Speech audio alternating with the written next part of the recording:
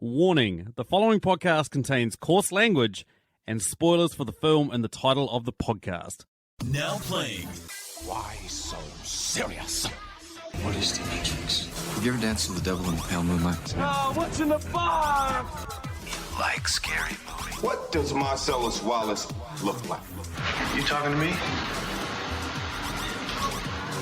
You talking to me? Movie reviews in 20 Qs. Hello, you goddamn fantastic people, and welcome to the podcast Movie Reviews in 20 Qs, the show where we review a movie by asking 20 weird and wonderful questions about it. As you guys can see in the name of the podcast, this week we are doing the 2000 epic that is Gladiator. And if you're going to do something epic, you got to get on a couple of other epic podcasters. Cute. So here's another big thing for you guys. Like, we're doing a film which stars Russell Crowe, which for about 3 years there was a fierce rivalry between us and Australia as to who he belongs to. Like, is he a New Zealander? Yeah. Is he Australia? And now no one wants him, so it's just turned into a reverse fucking rivalry. But yeah, you take him. Yeah, fuck you, Aussie. He's all your guys. We don't want that fucking dude. But I mean, if we're doing a somewhat New Zealander film, I've got to get a couple of New Zealand podcasters on, New Zealand film podcasters. There's literally 6 of us, and here's one of them. How are you going, Richard and AJ from Cult Popture? Hello, we're going good. Yeah, we're going good. We spoke in the opposite order to how you... So I'm Richard. Yes. And I'm AJ. Hello, everybody. Great introduction. Now, AJ, are you ready to do your duty for Rome? Yes. Excellent. Wait, is that one of the cues? I didn't write this one down. The other one, Richard, do you reckon you'll get your vengeance in this life, or do you reckon you'll get it in the next? Might take a few more than that. Excellent. Now, we were sort of like palling back and forward over what film to do when AJ said that Richard's never actually seen this film. And I was surprised. This is your first time watch, Richard? Yeah. And I got to say, I mean, it might come up in an answer later on, but I was thinking I should have chosen a movie. We should have chosen a movie I was more familiar with. I feel like I would have been able to dive deeper into the kind of like minutia of a film. But yeah, it's one of those movies that has kind of just avoided me my entire life. It's certainly not the other way around. I also feel like it's one of those films that if you haven't seen it, you almost feel like you've absorbed it through osmosis at this point, just because there's so many memes and conversations about it. Exactly. Yeah, that's kind of how I feel, because Richard hadn't seen it. I'd technically seen it, I think. Like, I saw images flash on screen, and I remember having seen them before. I certainly hadn't watched it as an adult, and I'd already logged it on Letterboxd, so at some point in my history I'd been like, yes, I'd seen this movie, but this was ostensibly the first time seeing it, I guess. First time being able to comprehend it, you know, instead of just being like I probably saw this when it came out, was probably the last time I saw it, so I would have been like 7 or 8. When it would have been on Little 7-year-old AJ excited for the new Ridley Scott epic. I love Russell Crowe. Nothing will go wrong. He's always going to be awesome. Yeah, so we normally give a plot of this film, but I feel like everybody and their dog, except for Richard, has seen this film before, so I'm going to skip over the plot. Who cares about that? We'll go straight into the scores, which was 8.5 out of 10 on IMDb, 77% at Rotten Tomatoes. So it's kind of a somewhat beloved film. Stars, of course, Russell Crowe as Maximus, Joaquin Phoenix as Commodus, Connie Nielsen as Lucilla, Oliver Reed as Proximo, Richard Harris as Marcus Aurelius, and Damon Hounsou as Juba. Yeah, and we'll just get straight into it. If you haven't heard this podcast before, as I said, we review a movie by asking 20 questions about it. The one we start with is the compliment sandwich, which is one thing good and one thing bad about this film if we're going to give it a score over 5,000. Or we give it a shit sandwich, which is if we're going to give it a score under 5,000. Now, we haven't talked about this film beforehand, so I've got no idea how you guys are going to come at this. So highly excited to see what you guys are going to give it. But AJ, let's start with you. Let's hear what sort of sandwich you're going to give this. Okay, so I gave this 9,900 out of 10,000. Holy shit. Am I doing it right? Is that correct? Is that the way to do it? That's right. Yeah, that's absolutely right. I will say that for our podcast, we are in the middle of watching the straight-to-DVD Scorpion King franchise right now, which is literally the shit version of Gladiator in so many ways. So that may have enhanced, like, I can't tune into our episode to hear how bad the Scorpion King movies are, but the Gladiator movie is like... Well, maybe not. We haven't recorded it yet. So, here's my first compliment. I felt that this really lived up to the hype. I think that it's very engaging, and for a 2.5-hour movie, I found it speeding by. Like, it's very well paced. I watched this at like midnight, so it finished late, but I wasn't like falling asleep as we got towards the end or anything. The shit in the middle of which it's still a shit sandwich if it's 2 pieces of bread and a piece of shit in the middle. You're the first person to work this out. Congratulations. I've been trolling people for 170 episodes. You morons. My shit is I got real mad when Maximus and Lucilla kiss towards the end. I understand that they're like ex-lovers and the thrust that it gives the plot and the final moments of the adventure. But when a main character's entire motivation is based around his recently slain wife, it feels very disingenuous to put a love story, a developing love story. And ultimately as well, the film could very much exist without the two of them kissing. So that was a moment where I could see it coming. I could see their body language was going for it, and I was like, this is going to knock the movie down 100 points from 10,000 to 9,900 for me. And my second compliment is I think that this movie deserves another cultural re-examination in a post-Trump world, because my God, does Commodus give off some insecure, whiny Trump vibe, right down to like trying to keep his chin up when an entire stadium of sports fans are booing him. Like, that's happened to both Commodus and Donald Trump. It's essentially a film about a political upheaval, and I think it's quite cathartic to watch after a very politically dark 4 years to see this political figure who's very clearly insecure about everything, but refuses to admit that, to see him eat shit and ultimately die like a bitch. Like, it's cool. I found it cathartic. That's way deeper than we normally get on this podcast. Congratulations. Yep. Putting my answers to shame, all 3 words for them, but yeah. What about you, Richard? So I'm not going quite as high. I was going to give this like an 8,273. It's not quite enough to get up to the 74, 75.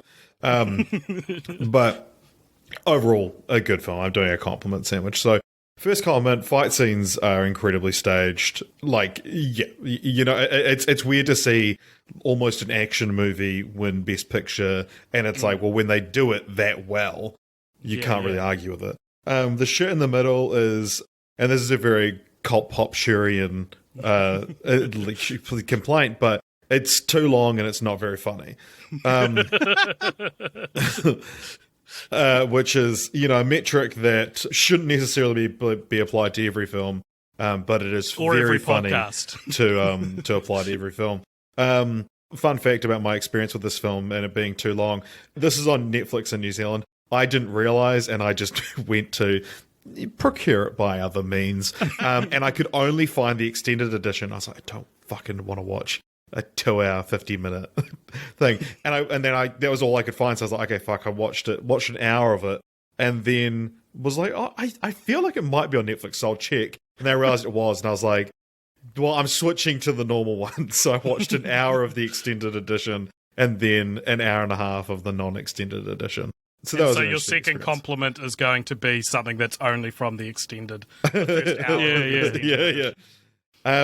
My second compliment though is it's interesting watching this film and realizing like how good Russell Crowe can be, and like how good he used to be, and how in good shape he used to be.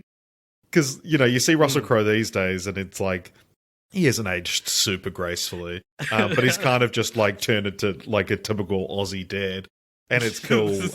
You're seeing it's like he was like a jacked action star for a while.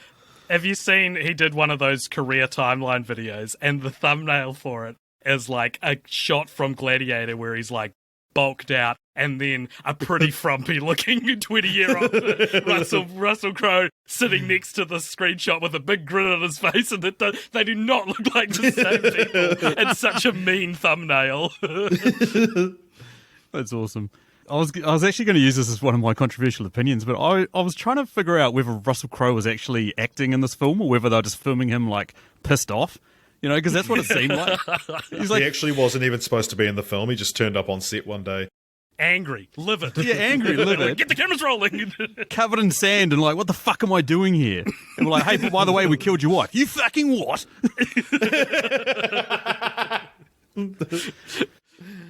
Yeah. All right, what about are yours? jokes about Russell Crowe throwing phones, is that a thing? That's the main thing I remember he did not too long after this movie came out, is he threw a phone at someone. Yeah. So I want to know, do we have phone jokes on the table? If I make a phone joke, are we going to know? I don't have one in stock at the moment, but for future reference, if I make a throws a phone joke. Well, now that we've which I'm served now it up, I think promising- people will digest it. So. I'm loading the Chekhov's gun or the Chekhov's phone. Chekhov's I'm phone. dialing the Chekhov's phone. Russell Crowe threw a phone at some guy in like 2003. So that's, if you hear me reference that, There we that's what go. I'm referencing. It was like a If you hear hotel reference worker. it, just know it's very funny. Yeah. yeah, it's very funny. It was some poor hotel worker who he demanded to get his wife on the line, and the guy was like, nah, I can't make that phone call for you. So Russell Crowe picked up the phone and slammed him with it. There you go. I deserved it. Yeah, on to me. I'm also a compliment sandwich. I mean, it's hard to pick bad things in this film. And it's funny because I've actually got two of your guys' answers as well. I mean, yeah, the first thing, same thing, fight scenes are epic and they get better and better with each one to the point that the end fight, maybe not so much, but the fight against the former Gladiator champion with the tigers and shit like that was just like, holy shit. You know, that was amazing. The bad thing, same as you, AJ. I was like, why is this love story in this? You know? Yeah, it's not the same as just having a love story where you maybe don't need one. It's a movie that's specifically about a man who the love of his life has been killed. Yeah. Like, I feel like that should be off limits for that, you know? Exactly. And she just comes in so hard as well. Like, you know, noble ladies actually pay gladiators to service them. Well, that sort of shit. And it's like, fuck, this is some clunky dialogue. No, hey, how's it going? Oh, by the way, your wife got murdered. Yeah, I know. Isn't that shit? Yeah, cool. Okay, bye. You know, like, none of this is like a normal conversation that people would be having. It's just sort of clunky dialogue. And then, final good thing, production values, like the costumes, the sets, even some of the CGI, like holds up pretty well. Like, you go back and watch Lord of the Rings and that holds up, and then you watch this, but then you watch some other films from around that time, and you're like, oh my God, this is so obvious where they've like used CGI. And I remember watching the making of this when I was back being like a young little film nerd, and this came out and I was like, this is the fucking greatest film ever. And I hadn't actually seen a lot of films at that point, so I didn't really have anything to compare it to. But I remember being like, watching the making of and seeing how they took like these ancient sets and then just basically superimposed crowds onto them and shit like that. And it just looks authentic, and there's something about it that's pretty awesome. Yeah, nowhere near as high as AJ. But No, don't be insane. no, that's awesome for you, AJ. I'm proud of you, but nowhere near I as had high a as good that. time. AJ was definitely entertained. Yes, exactly. Hello. But yeah, roughly the same as Richard. I reckon 8,300 or 8,412, around there. My very sometimes analytical brain forgot the comedy of throwing random numbers at the end of Yeah, I can't believe you didn't 1,000. do that. Yeah, no. Like, that's just out of 100 what you did. Yeah, it is. You're right. You've just diluted it. It's just, Yeah.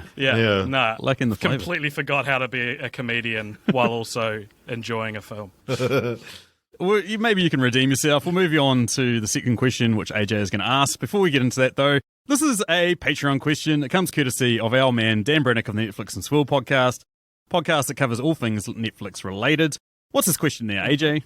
And now you know it's from a patron. Don't fuck it up. The second question is, what character was the true MVP of the movie? And it cannot be the lead, so it can't be Maximus. On to you, Richard. I feel like we're all going to have the same answer, but on to you, Richard.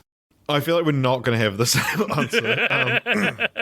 So you said it can't be Maximus. So I read it. It can't be a lead. So it couldn't be Commodus. So in the fight with the tigers and there's like chariots, there's we don't have the same answer. But there's like a shot of the crowd, maybe 12, 15 frames long, and everyone's cheering, screaming, and there's this one dude in the front row, one bald dude. He looks like Anthony Kerrigan from NoHo Hank from Barry, if you've seen that. Yeah. and like his body is going fucking nuts. Hands up in the air, like fists pumping, and his face is like doing nothing, emotionless. And I just thought that was so funny. And I like a crash test dummy. You've described a crash test dummy. Yeah. No Hank without an expression. Yeah, but body going wild. If you were to like, hold your thumb up, cover his face, you'd be like, this guy's having a great time. If you cover the rest of his body, you're like, this guy doesn't know he's being filmed. Yeah. Either that, or if that was too obscure, there's also the guy that gets annoyed that he's been sold queer giraffes. Yeah, fair enough. Yeah.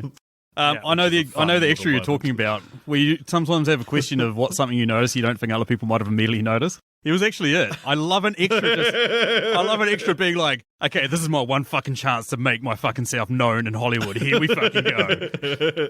On to me. The reason why I thought we were all going to have the same answer is because of Damon Houndsou's character of Juba. Okay, the guy that picks up Russell Crowe off the ground and nurses him back to health and saves him and then manages to fucking survive through a slave revolt and escape and then go bury his kid and wife dolls and all that sort of shit. This guy's the man. Like, he's legitimately the one character in here where I'm like, I kind of like you. I'm kind of supportive of you. I kind of really get behind you. Yeah, he's definitely one for me. So, Richard, when you pointed out that it actually says can't be a lead and not can't be the lead, I've fucked up the patron question. Oh my god! I found myself so entranced by Commodus. I think no one ever talks about how good Joaquin Phoenix is in this film. Like, they talk about how good Joaquin Phoenix is in other things, and they talk about how good this film is, but I've never heard anyone really sing his praises as Commodus. And I think it's such a calculated performance, and Commodus's arc almost feels like a protagonist arc. I think there's, and some, people are like how like Infinity War is actually Thanos' story. Like, if you look at it in terms of story structure, I think there's a similar thing with Commodus in this film. It's a film about a guy who scrambles to climb up the ladder, and like the screen time between him and Maximus, I feel like is almost equal. He's definitely the B plot of the film. And I think there's something to be said for a lead villain never appearing confident or in charge. Yeah. And I think that's scarier. I think it's scarier to be in the warpath of someone with intense insecurities than it is to be in the warpath of someone who looks like they're in control. Well, it's like why Kylo Ren's a more interesting villain than Darth Vader. Yeah, I said it. I agree, but that's not to say Darth. It's like you can't have Kylo Ren without Darth Vader. They complement each other in that sense. And so, or another great example is Joffrey from Game of Thrones. Maybe not so much insecurity, but like someone who's a little fucking weenie. Yeah, a weenie, like a little child being your story's lead villain, I think is very scary. And I think Commodus it's such a good idea for the villain of this film, when the villain of this film could have easily just been like Richard Harris's character. Reverse Maximus. Yeah. Yeah, absolutely. Yeah, good answer. I mean, you didn't read the question correctly. Yeah, redeemed yourself, but yeah. Good point. All right, question 3. Yes. What was the biggest dick move of the movie? Okay, guys, so imagine going up to your daughter and going, hey, you could have been Caesar, but you're a lady, ha ha! What the fuck? I was like, this fucking emperor is a fucking jackhole. What the fuck? It was a different time. It was a different time. 12th century Rome. Exactly, you don't need to rub it in her fucking face. Jesus Christ. I also picked Marcus Aurelius, but for a different reason. Because he didn't tell at least one other person that he wanted Maximus to succeed him as Caesar, the whole film happens. Right? Yeah. Like, because Commodus basically murders him in this perfect window of time where no one can prove anything.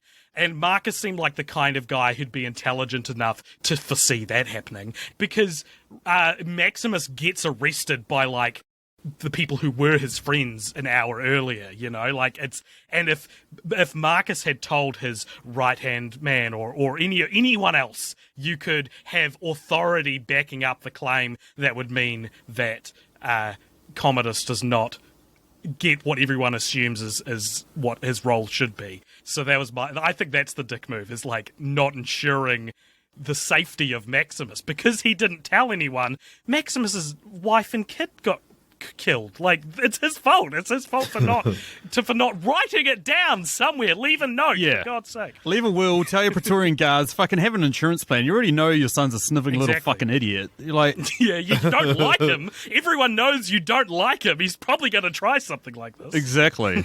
Absolutely. So my answer for this is when Commodus stabs Maximus at the end. Oh, yeah. Yep. What a dick. Yeah. Imagine being stabbed. That would fucking suck. And imagine stabbing someone. You'd have to be a dick. Really, honestly. He stabs him to give himself the upper hand in their battle. Ties anyway. Yeah. Didn't even work, you little bitch. Exactly. That's a good point. Mrs. Evans, question number 4. What character from this film is most likely to fall for a pyramid scheme? I put Tigress of Gaul. Oh, yeah. Shit, yeah.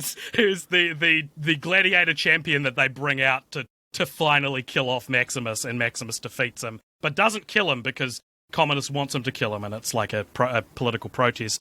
But Tigress of Gaul seems prone to overconfidence, and the people who fall for pyramid schemes are the kind of people who go, okay, but it won't be a pyramid scheme for me. I'm too good. I'm too confident. So that's why I picked him. Shit, yeah. Mine has a condition to it. So I picked Juba if it was sold to him by Maximus. Yeah, okay. Maximus is just this greedy capitalist. It's just not underdeveloped in the film itself, but he's join my pyramid scheme. But I feel like, he's so like trusting and loving towards Maximus that even if he realized it was a pyramid scheme, he would be like, all right. Yeah. I sort of feel like you're right. Like him and the other slaves as well, just have Maximus come up to them and go, hey, you guys can leave if you want, but it'll be totally awesome if you guys could fight off all these Roman fucking Praetorian guards and just let me just fuck off out of the town. I might come back. You never know. See ya. Cool. Yeah, we'll die for that. Fuck it. Why not? Yeah. My one's a little bit controversial. I'm going to go with Maximus's son, and that's purely because he's walking down the road towards a whole bunch of Praetorian guards that are riding full gallop at him, and he just stands in the middle of the road and lets himself get run over by the horses. I was like, fuck, this guy's an idiot. Like, I could totally see him just selling. That's a metaphor for multi-level marketing. Yeah, exactly. You see the bullshit coming towards you, but you still just blissfully walk in, waving your hand, all grin, hello. Like, that kid will totally be selling Avon or Tupperware or some shit with Cleopatra in like a fucking month. Eh? Oh, that's so good. What deep philosophical debate arose while you were watching this film? So for me, this is kind of a weird one, and one I'm hesitant to admit. But obviously, for mine and AJ's podcast, we watch a lot of films and a lot of pretty bad films, and it's hard to always, like, when they're these terrible films, it's really hard to give them your full attention. I do find myself going on my phone, getting myself distracted, whatever, and then I noticed I was doing it with this film.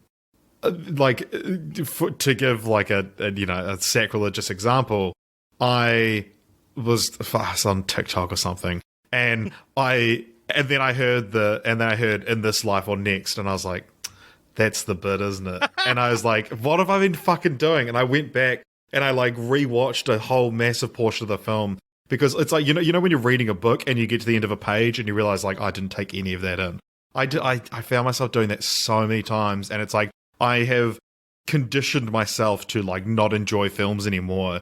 And so now when I watch a film like Gladiator, it's like, it is this, like, deep philosophical debate happening within myself of, like, having to reconcile with, like, how I watch films and trying to find that joy again. When we watched Jaws a few years ago, that was my first time seeing Jaws.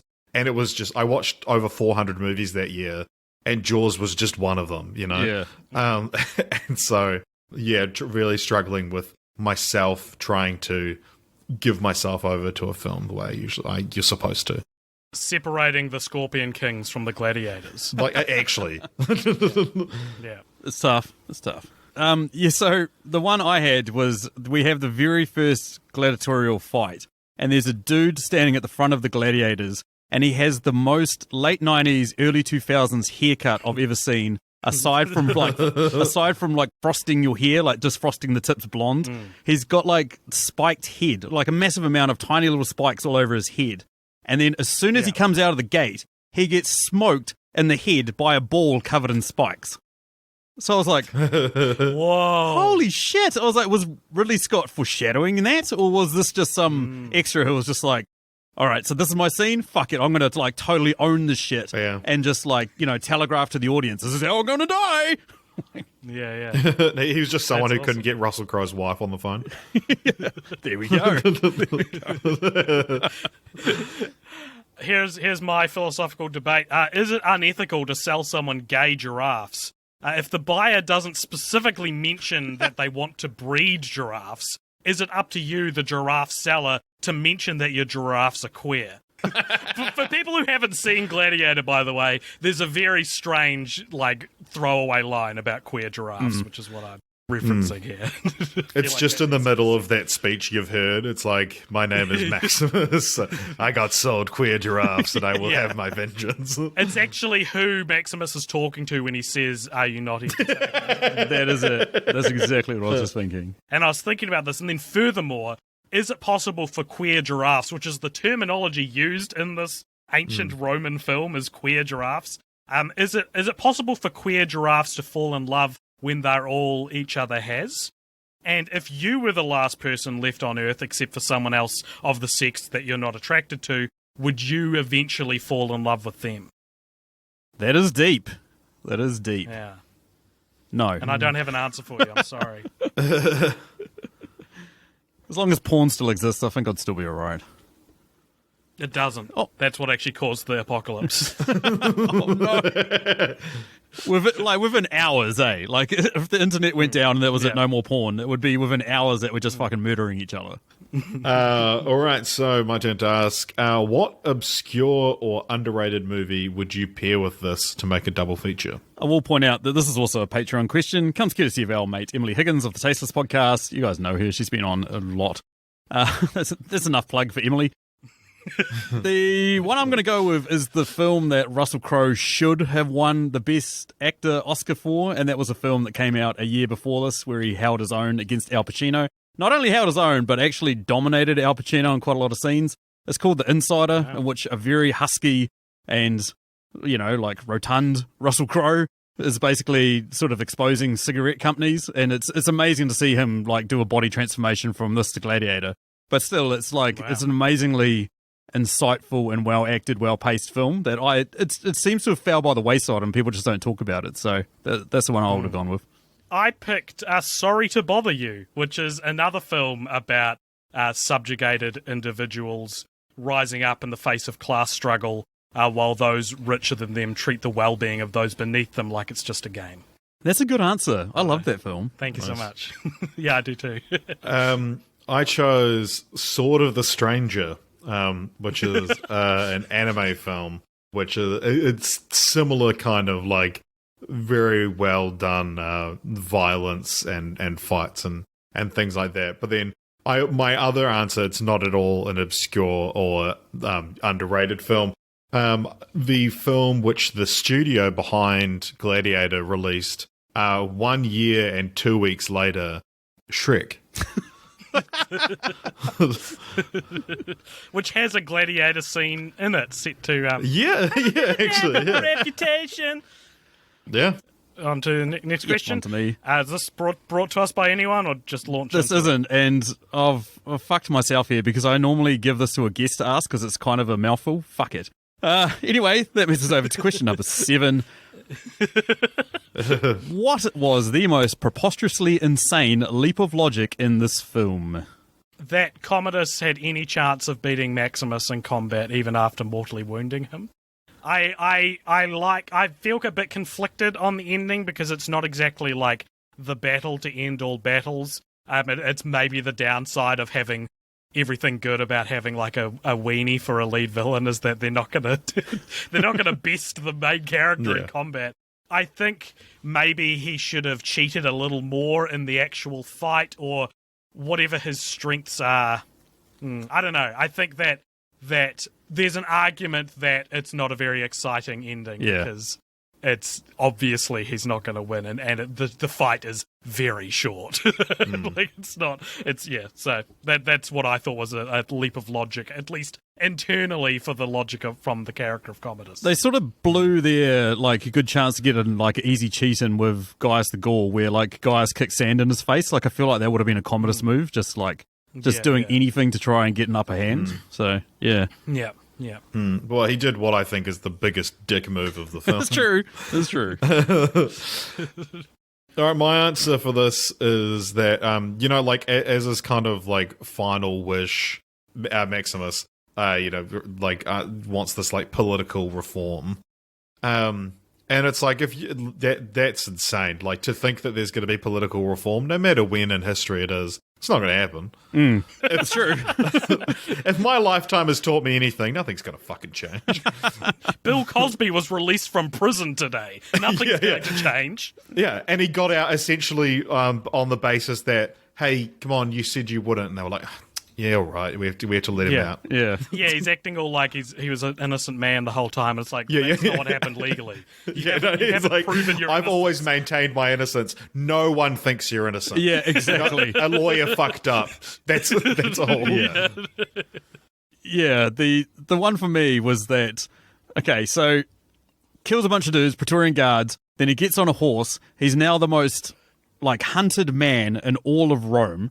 He then is able to ride his horse from Germany to Spain without being stopped, chased by anyone, all that sort of shit. Okay, fine. I can buy that. It was just him and two horses, alternating horses, being able to get away or whatever. But the Praetorian guards show up at his place, murder his family, and then they don't think, hey, he's probably going to show up here. Nah, let's just fuck off. Let's just leave his house. Leave his house. Yeah. And then on top of that, he then is just, sitting there mourning his family or whatever, and a group of slavers show up to a fancy Roman's estate and just loot the fucking body, and are just like, okay, you're a slave now. Like, what the fuck are these slavers doing? Just, like, roaming the Spanish countryside, going from estate to estate to estate, like, oh boy, I hope we find a fucking Roman general blacked out on the ground. Fuck, what the fuck? Whoa, there he is! Holy shit, boys, we've made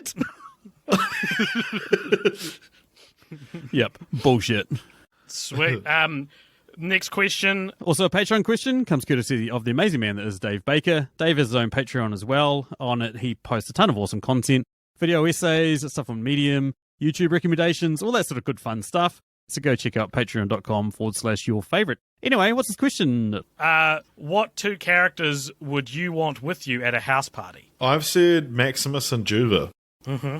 Couple of bros at your party, and, if a fight breaks out, hopefully Maximus is on my side. Like, are you preparing for a fight breaking out? If someone, I don't know, throws a phone. The one I went with is Maximus's wife, because I figure she knows how to put up with surly, bearded men who are fucking angry as fuck. So I'm like, she'll probably like me. She'll probably think I'm sweet. So yeah, that's cool. And the other one is, I've more gone for the actor than the character, because Oliver Reed, famously, him and Richard Harris died while this was getting made, but Oliver Reed actually had it in his will that he wanted the bar tab covered at his local pub for any mourners that showed up and were crying. So if you were crying, you could go up to the bar and have a beer on him. Like, he was a famous alcoholic.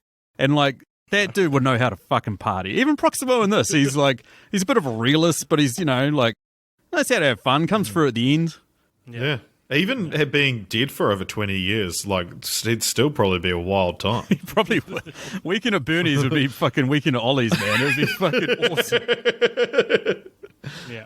I wrote Maximus's wife and son, mainly because I thought that was the funnier answer. I don't particularly want to party with either of them, but maybe that's me bringing them back to life and avoiding the events of the whole movie. Or maybe I can ask them what heaven's like, what Elysium is like. I was about to say, is this just your way of guaranteeing that you get into Elysium? Is that what you're sort of like? Yeah, exactly. Yeah, absolutely. Fair enough.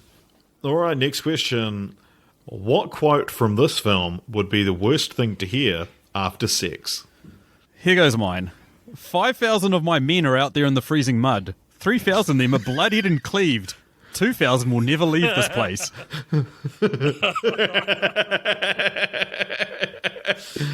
Wow. That's very good. But I picked, I think you've been afraid your whole life. I thought of that, yeah. Yep. The one I decided to go with, it's not necessarily after sex, it's just a funny one to, be like, sex, is the frost. Sometimes it makes the blade stick. No shit. That was my backup answer. Oh, that was the answer I didn't think was funny enough. Yeah, that's exactly what I'm saying. But you did good for choosing it. Yeah, you did well. You did well. Because I was figuring, like, the other one was like, are you not entertained? Is this not why you're here? And I was like, okay. Yeah. That I figured that both of you would do that one. So Yeah. That's why no one did it. It would be pretty bad to hear that after sex, though. Are you not entertained? Is that not why you're here? Do I really look that disinterested? Is that what you're fucking saying? I just started chanting Spaniard. Why not? Fuck it. Yeah, I did think that of just like the worst quote is just a crowd of people chanting Spaniard. Yeah, I'm not gonna lie, that'd probably be the best thing to hear after sex. I'm not Spanish, but fucking I'll take it. That sounds awesome. Yeah. No, they're not talking about you. It's like, God, what else is happening? Anywho, that moves us down to the last of the questions that get applied to any film. This one comes courtesy of our amazing Patreon, that is Nerdfit, aka Jason. Fuck you, the man, bro. So happy to be using this new Patreon question. And his question is, at what point during this movie was the best time to sneak off for a bathroom break? I wrote the scene where Maximus and Lucilla kiss so that you could ignorantly believe this is a 10,000 out of 10,000 film. Great answer. Great callback. Great answer. Well, so I can't point to like specific scenes necessarily, but I can tell you if you're watching the extended edition, there's about 20 minutes that you can just skip right over. It's a much better film. The only thing that I'll give it, that because I believe I've seen the extended edition, is that there's a part there where Oliver Reed goes to Russell Crowe and says, look, you need to learn how to, get the crowd on your side and be more of a performer and entertainer, which then is followed by the scene of are you not entertained? So it's like, it actually makes sense. You know what I mean? Whereas in the film, like if you we've watched the Netflix version, he just busted out of fucking no reason. You're like, what's that coming from? But He does tell him he has to win the crowd. that's right. Yeah, he does. He does. Which would be another funny thing to hear after sex. You need to win the crowd. God damn it, that one's good. The one for me is like, yeah, we talked about how he gets picked up by the slave traders and they take him to Capua or wherever they've taken him. There's a whole scene there where he goes through sad Rusty, and he's just like, wah, my family's dead, and wah, I don't want to fight, and wah, I don't want to be here. It's just like, fucking hell, toughen up, mate. Like, you want the meat, you don't want Sam, are you saying that Maximus from Gladiator, quote, needs to toughen up? Is that what you're telling us? Look, I have the confidence to hide behind a microphone on a podcast where no one can see my face and say that. Yes, I do have that confidence. Okay, just checking. Even Russell Crowe now, I don't think I've taken a fight. But anyway, fuck it. I'm still going to make that claim. Of course not, no. Now he knows how to wield a phone. The only advantage is phones have got smaller and lighter, so that's the only thing working in my favour. But yeah, he still keeps a Nokia in his pocket just in case. Just a brick. Cool, and that moves us over to our personal questions that we thought of while we were watching this film that we can ask of the others that we don't necessarily have to answer ourselves unless we want. AJ, you're first. What's your three? Oh, cool. Okay, my first question is, in the oversimplified, kid-friendly animated Disney remake of this film, which story beat would you give its own song?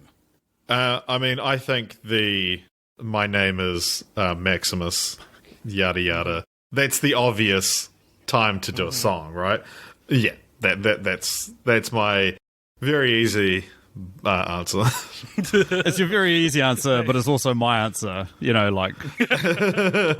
was even practicing this in the shower. My wife just was like, "Are you having a stroke? Like, what the fuck?" And I was like, "Not that kind of stroke." But yeah, it was. It was like, "My name is Maximus Decimus Meridius, commanders of the armies to the north, general of the Felix legions, and loyal servant to the true Emperor Marcus Aurelius, father to a murdered son. husband to a murdered wife, and I will have my vengeance in this life or the next.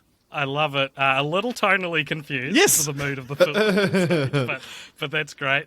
I did answer. I thought of a few examples. So the opening song, I think, like the Arabian Nights of this movie, would be Maximus's pep talk to his soldiers at the beginning when you see them fighting that war with the Germanics.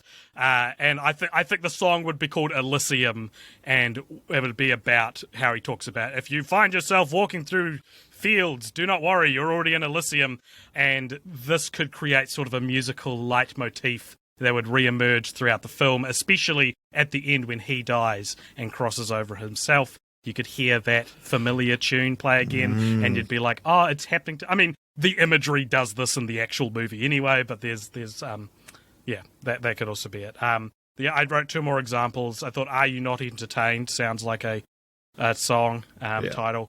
And when Marcus asks Maximus to be the next Caesar, it's almost like an I Want song, like I dream of a Rome.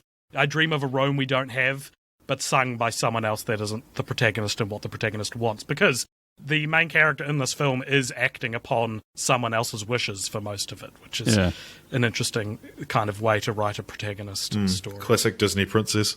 Yeah, exactly. Yeah, Don't they have the same absolutely. song in Frozen, like a similar song? Probably, yeah. Who fucking knows? There's like 4 songs that are in every Disney movie, and they just repeat them over and over again. Sweet. Okay, so in the oversimplified, kid-friendly, animated Disney remake of this film, which anthropomorphic animals play the main character's Robin Hood style?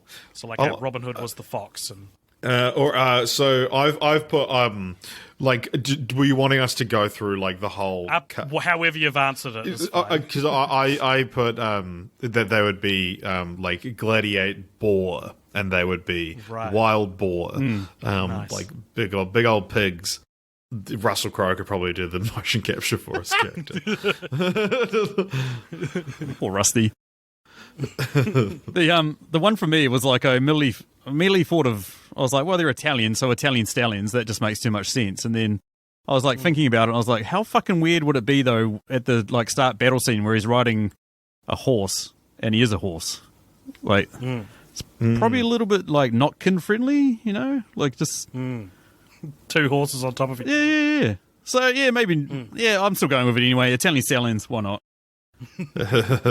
Sweet. I did a little bit of research because it was my own question. I was like, I've got to come to the table with something good. And I looked up like significant animals to ancient Roman culture. So did I, and it said wild boar, and I was like, I'll go with that. It did. So I'd make Maximus an eagle, because apparently an eagle was the symbol of Rome back in the day.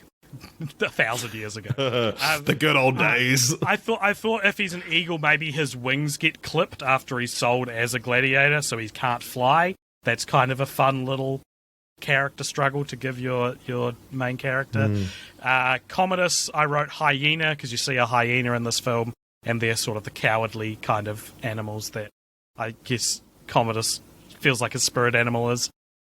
Lucilla is a she-wolf, because that's also Roman culture. Voiced by Shakira. Yep, absolutely. Proximo is a hippo. Marcus is an elephant, and Juba and Hagen are tigers because of the tigers in the Colosseum. I was like, let's skip the middleman. Let's just have the gladiators be tigers. So there you go. Holy shit. Nice. Well done. And my final question is, in the oversimplified, kid-friendly animated Disney remake, who is the one big Hollywood actor they get on the voice cast, and who do they play? I've chosen the obvious one, and that's Chris Hemsworth as Maximus. Motherfucker! He appears on the Wikipedia page when you look up Gladiator, by the way. I don't know if we're going to talk about that, but Really? It comes up later on for me, so Okay. let's move past this. Fair enough. Yeah, I mean, I had a whole spiel down about how Russ is playing a Spaniard, even though the Aussie voice is really obvious in scenes, so they need a proper Spanish voice for this film. So why not get a guy who's married to a Spanish person, Chris Hemsworth? That's kind of close. That would Chris be- Hemsworth really is our generation's Russell Crowe, isn't he? Yeah. In a lot of ways. But, and he's also like an Aussie who's made a career talking like this, like that kind of slightly more regal version of it. Yeah. Nice. I wrote Nikolis Cage as Proximo, and not necessarily a household name, but Will Poulter as Commodus. Oh, Poulter should be in a Disney movie, and Commodus. I'd almost want to see him play Commodus in just a remake of this film. It doesn't need to be animated. Yeah. But he could play a hyena, like a snivelly hyena who's crawled his way up to the top of the Roman ladder, that a thing. These are terms. Jacob's ladder. Jacob's, thank you. yeah, that's a great call. Will Poulter, yeah, I could totally see him as a snivelling little shithead. That's good. That's really good. Yeah. Yeah, thank you. On to my questions. Oh, fuck, I've got a lot of answers for this. There's about 1 million, but realistically, at what point do you guys think Maximus should have actually died? I apologise if this is too grim, so if you want to cut this out of the episode, you have my blessing. Just a very long bleep. Like, they harp on about heaven a lot in this film, and they all seem very sure that they're going there. I didn't understand initially, at least, why Maximus wouldn't obviously kill himself after discovering his family have been killed. You then come to understand that it's a revenge story, which I wasn't aware of until he basically says the dialogue. For a lot of this movie, I was like, why is he keeping himself alive? Like, if he's so sure he'll see his family one day, why is he keeping to kill Commodus, or at least try? So that was the most realistic, I thought, point at which Maximus probably should have died. That's right a good after point. His family's killed, yeah. Because he pretty much just lays down and dies, pretty much, when he's at his estate. He's just like, I'm done. Yeah. My answer for this was that the whole in this life or next, I will have my revenge in this life or next. Commodus should have killed him and said, better luck in the next. Yep.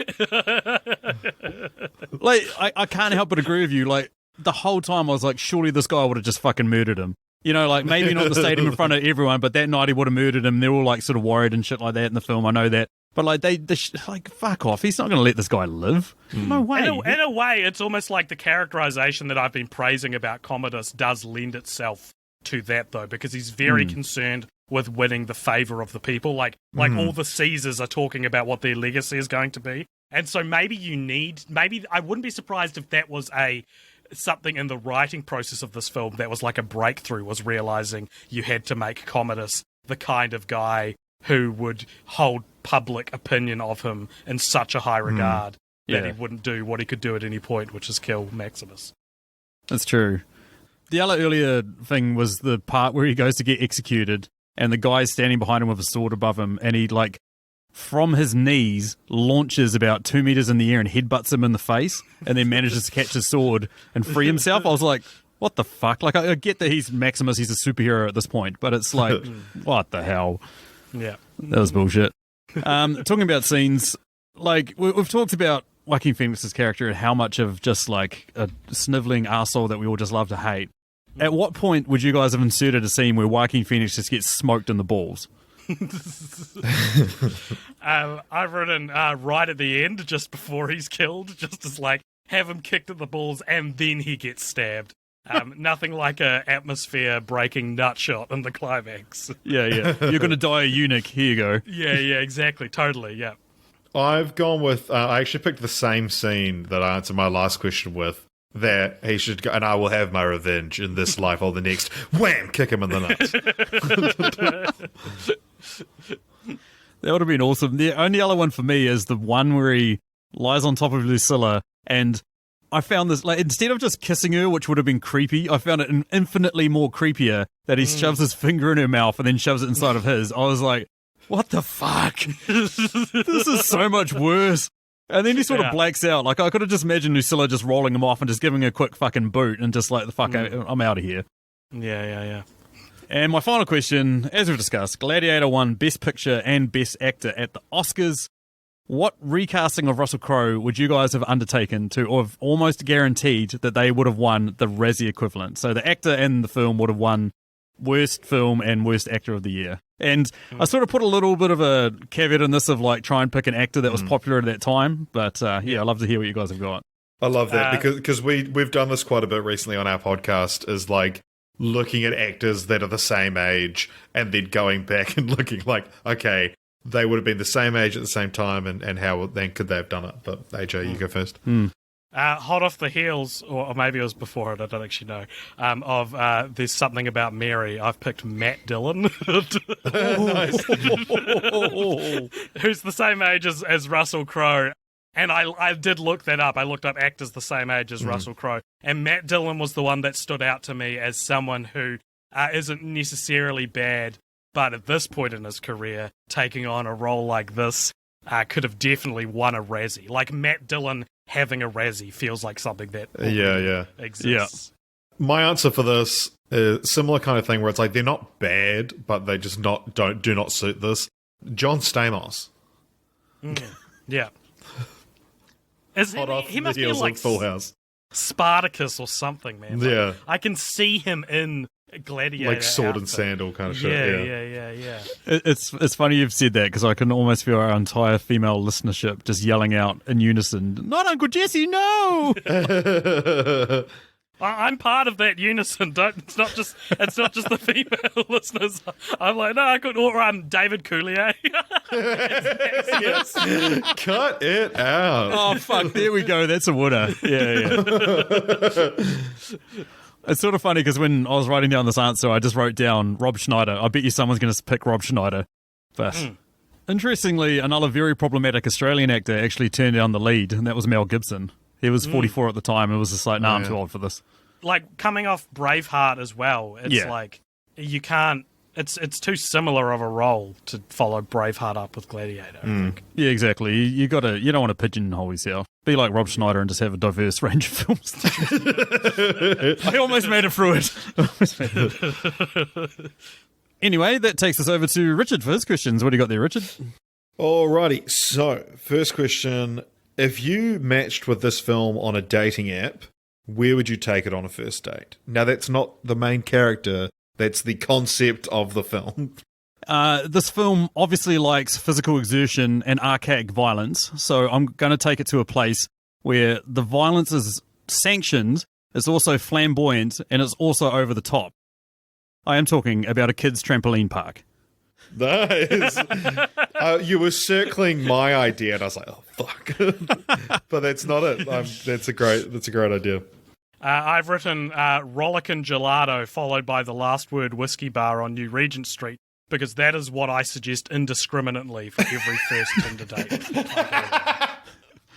I've had multiple first dates at Rollickin' Gelato and the Last Word Whiskey Bar. And is this outing myself? Is it bad of me to do this? It's just a good place to go. Though, that you're like, I've had a lot of first dates. I take them here. It's great. Have you had a lot of second dates? Because I feel like that read my mind. Never as good.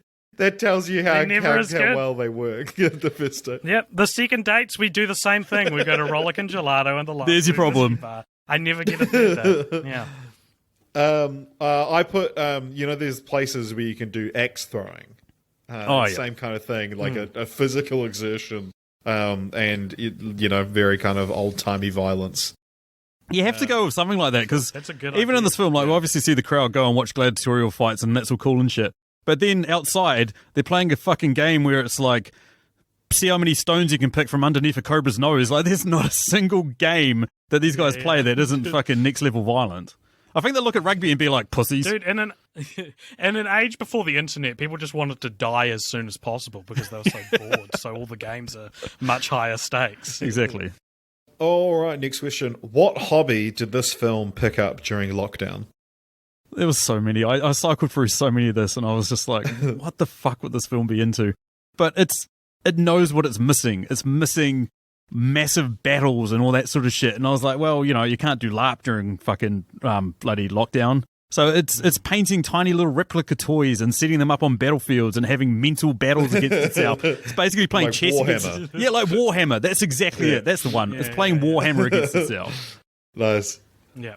I've written finding the incognito Facebook profiles for celebrities. Okay. Is that what you did?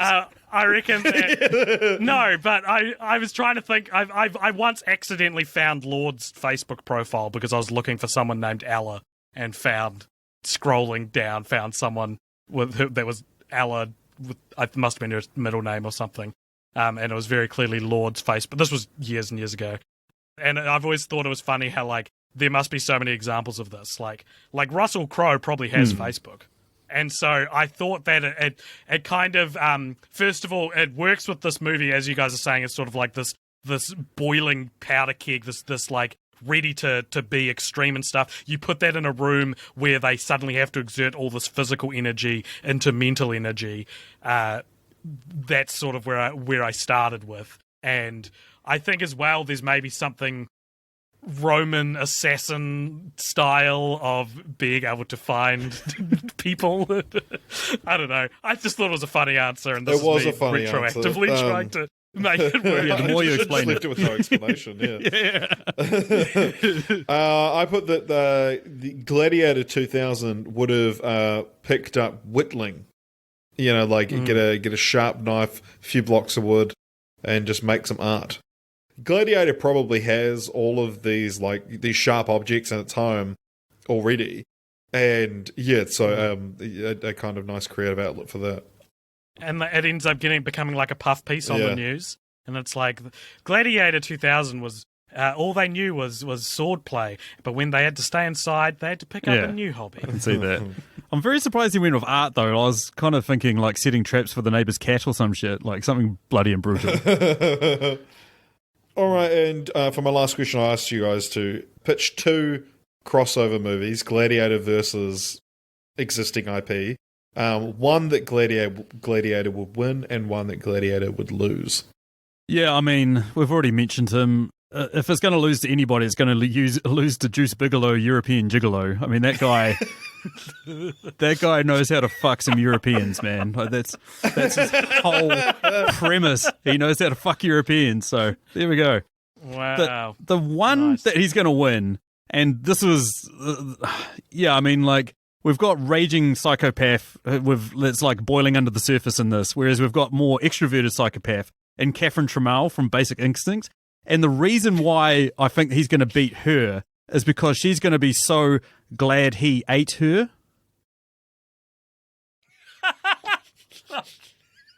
Hands down the worst joke I've ever made on this podcast, but I'm claiming it. Holy shit. I didn't even... You got through most of the sentence before I realised it was a Gladiator pun. I should have Glad he ate earlier. Her. I got till 8 till I realised what was happening. I was doing a mental standing count of how long can I hold this pose. Very nice. I wrote, I think Maximus would win against the aliens in A Quiet Place, the ones that go off hearing, because I think Maximus is smart as well as a very good fighter, and that requires, to defeat the Quiet Place aliens, you've got to be quite a strategic person, which he's shown to be in the film. But I think Maximus would lose against the Babadook because he's not an emotionally mature person. And because the point of the Babadook is it's a metaphor for grief and finding closure and putting your grief in a box and living your life beyond it, which he does not do, and at no point in the movie is expected of him to work out how to healthily process his wife and child being killed. He dies instead of doing that. He literally dies and goes to heaven instead of finding a way to move on, which would mean the Babadook would ultimately consume him. Good point. Very good point. I did Gladiator versus Transformers, and Gladiator versus the Teenage Mutant Ninja Turtles. And I'll let the fans decide which one's which. Nice. Tell you what, if they have a transformer that turns into a phone, They do. They do. Oh my god.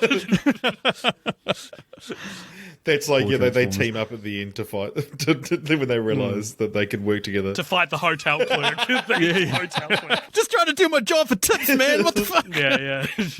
Yeah, no, my Maximus would win against is any hotel clerk from any Yeah. movie. That's Put who he him wins in that against. in that Four Rooms, which has a segment directed by Quentin Tarantino. Oh. It's funny because the other one that I cut from this was Colin Farrell's character in Phone Booth. I was like, here we go. Nice. I was like, no one will get it. No one will know No, the story. that Fuck would've it, leave it been off the table. And then I set up phones at the beginning of the episode. I know. Gladiator Oh, versus Phone retroactively Booth, gonna insert and then that in. Gladiator versus Cellular with Chris Evans. The spiritual Oh, sequence there we to go. Phone Booth. Shit, yes. That's good. Cool. And that moves us down to our final question. This one is a Patreon question. This comes courtesy of Julio of the Contrarians podcast that rages against the Rotten Tomatoes machine. So they'll take a film like this, which is universally beloved, and argue why it's shit for a good hour or so, and then they offer their real talk at the end. And his question that he's got for us is, what is your guys' most controversial opinion about this film? Okay, I think my answer is going to lead into Richard's answer. So I will set up I will toss the ball in the air, and then you. Wait, that's not how baseball works. I'll pitch and you catch. My controversial opinion about this film is that the sequel sounds baller, and why not? It's had a 21-year legacy. Now it's time to besmirch the Gladiator name with the infamous Gladiator 2 unproduced screenplay. And my answer was they absolutely should make the sequel. For those of you who don't know, there is a script for a Gladiator 2 written by Australian musician Nick Cave. It involves Maximus being resurrected, and so it starts off with him like in purgatory, and then he's resurrected as an immortal warrior by the Roman gods. He's sent to kill Jesus Christ. He fights among the Crusades, fights in World War II and in Vietnam, and ends in modern day with him working at the Pentagon. And fucking absolutely, you should make this. As recently as like 2 or 3 months ago, on the set of Thor: Love and Thunder, Chris Hemsworth was talking to Russell Crowe, saying, "Let's fucking do the Gladiator sequel." So, controversial opinion, fucking do it. I don't want to see a legit sequel to this. I want to see Nick Cave's fucking insane sequel to this. Yep, I'm so there. Like, I love batshit fucking insane, and then that is just so insane it might work. Yeah. Like, it legitimately is. Yeah. Well, it's one of those things where it's like, it's not necessarily a bad idea on its own, and so it's only a bad idea in the context of it being a sequel to this very serious movie. But like a really good way to avoid people comparing the original with the sequel is to make an incomparable sequel to a movie. You know, I mean, Ridley Scott would have experienced this already when Aliens was made. Like that's such a different movie to Alien that's how you make a good sequel. Is you make it so you can't really fairly compare the two. It's you're so right, because too often sequels just get bogged down in like, okay, what do we do in the first one? Okay, let's just do it the same, but let's like ramp it up a little bit because we've got a bit more money. Like the Hangover sequel or Hangover trilogy is a great example of that, of like, let's just keep doing the same shit over and over again and hope something sticks again. Yeah. The one for me, I've been biting my tongue the entire time. Connie Nielsen's character, Lucilla, she's kind of an idiot. She's either an idiot or she's the smartest person in the film, and she's playing 3D chess while the other two are playing 2D chess. Because, like as I mentioned, we get that scene in the start where she says, "Oh no, you know, just pretend you love me" and all that sort of shit. So we already realize that she's kind of a scheming, conniving character herself. And then she walks in on Joaquin Phoenix talking to his son or talking to his guards, and he's like, "Okay, I want somebody following around all the senators. You know, that's what I want to do, blah, blah, blah, blah." She hears all that, and then from that scene, she then goes and gets Gracchus and starts hatching this plan with him and Russell Crowe to, like, take over and all that sort of shit and, you know, like, do their thing or whatever. She hatches that plan, and then she basically just sort of drifts into the background and then, like, tells Joaquin Phoenix about Russell Crowe's plan, has this, like, massive standoff between the two of them, and then when they die at the end, Suddenly, she's fucking like fair weather friend. She comes out and she's like, Rome was built on an idea that blah, blah, blah, blah, blah. And gives this rousing speech. It's like, out of fucking nowhere, she's suddenly like, yep, got rid of these two jackasses. Now who's the fucking man? Look at me. Look at me. So I can't tell. I can't tell if she's an idiot that hears the Senate, that hears that the senators are going to be followed, and then she's like, "Oh fuck it, who cares? We'll just do that anyway." I don't think so. I think she's smarter than we give her credit for. So yeah. And that takes us down to the end. Thank you so much to these guys for joining us. It's been an absolute blast. I knew you guys would be awesome for this podcast, and you guys have delivered. Why don't you tell us all about Cult Popture, where people can find you, where they can leave the show, and go jump on your guys' one. Sweet. Okay, so yeah, our show is called Cult Popture. That's CultPopture. It's like pop culture, but reversed. You get it? And our podcast, we do a show on our podcast called Film Franchise Fortnights, which was where every fortnight we discuss a different film franchise. And we've been doing that since 2016. So we have covered, I think, about 130 different film franchises in that time, on sort of this abstract quest to work out what makes a good film franchise. Which I guess is why we were so intrigued by the idea of a Gladiator sequel. Yeah, exactly. So you can check that out over at Cult Popture. In between Film Franchise Fortnights episodes, we also do just sort of topic of the week episodes.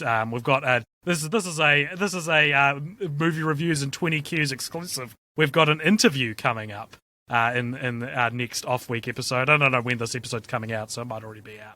So yeah, we sort of sell the show as like, do you want a movie podcast that doesn't just talk about Star Wars all the time?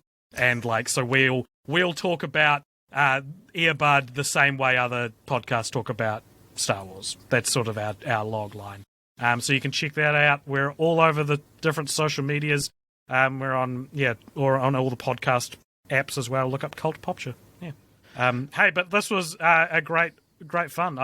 Whenever we guest on a show, I insist it's a good movie. It's something I'm going to enjoy to some degree, because we so are rarely afforded that opportunity on our own show when we're watching 14 Land Before Time films or 30. How many Godzilla films are there now? There's now like 36. Over 40? 36, yeah. So, Holy shit. I was going to hazard to guess at like 20, but 36. No, rookie numbers. No, we've just finished 19 movies in the Mummy cinematic franchise. What? Oh, yeah, Universe, right. more like IP, not really universe. It's not a shared Yeah. universe. So. Yeah, thanks again, you guys. Like, I only get on other podcasters whose shows I listen to, and I often tune into you guys and have a listen. So, yeah, I'll have links down in the show notes to where everyone can find you and all that sort of fun stuff. Anyway, if you guys want to get in contact with us, you can find us on Twitter at Movie Reviews In, or Facebook on Movie Reviews and 20 Qs. They were not very active on that. Or you can find us on Instagram just at Movie Reviews and 20 Qs, surprisingly.